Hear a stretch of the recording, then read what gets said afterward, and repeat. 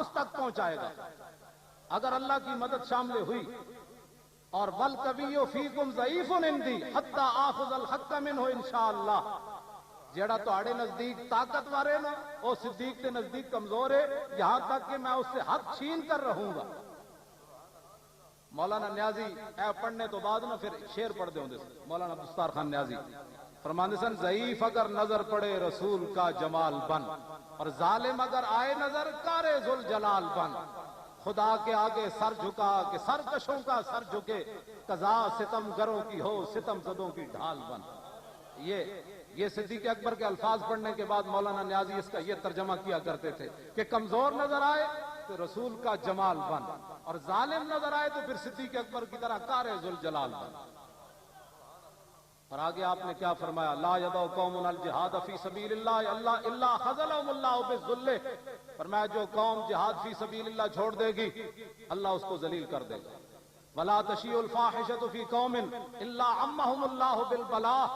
فرمایا جس قوم میں بے حیائی پھیل جائے گی کیبل عام ہو جائے گی بے حیائی عام ہو جائے گی. کل تک وہ قوم جو کھیلتی تھی ننگی شمشیروں کے ساتھ آج فلمیں دیکھتی ہے اپنی ہمشیروں کے ساتھ. یہ صدیق اکبر نے اپنے پہلے خطبے میں فرمایا جس قوم میں بے حیائی پھیل جائے گی.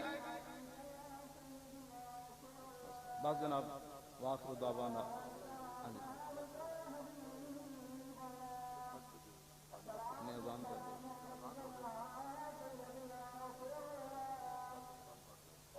بے حیائی پھیل جائے گی.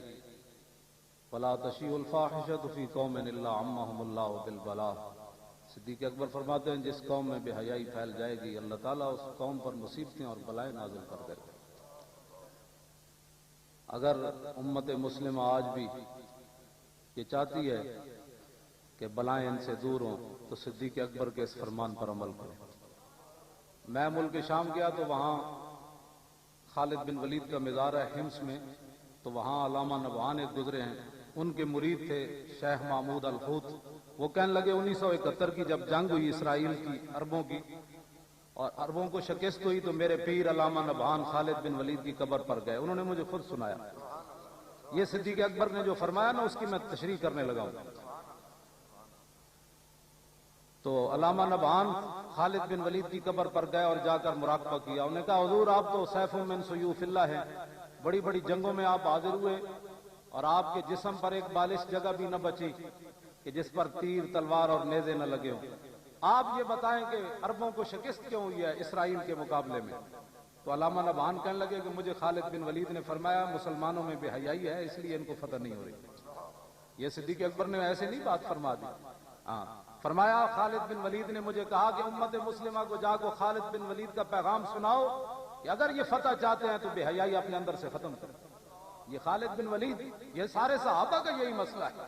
اللہ عمہم اللہ بالبلاء. جس قوم میں بے حیائی پھیل جائے گی اس قوم میں بیماریاں عام ہو جائیں گی. اسلام ہسپتال نہیں بناتا, یاد رکھو. اسلام یہو جہا معاشرہ دینا بیماری کوئی نہ ہو. ہسپتال کا تصور تے انگریزاں دیتا. ہاں جی صحابہ تو بیماری کوئی نہیں. حکیم صاحب مدینے پاک گئے, حکیم صاحب نے کہا جی میری تو دکانداری بند ہو گئی, تھوڑے صحابہ بیمار کیوں نہیں ہوندے؟ حضور نے فرمایا بھوک تو بغیر کھاندے ہی نہیں, جب بھوک باقی ہوندی ہاتھ کھچ لیندے. توجہ. اور آخر میں آپ نے بات یہ فرمائی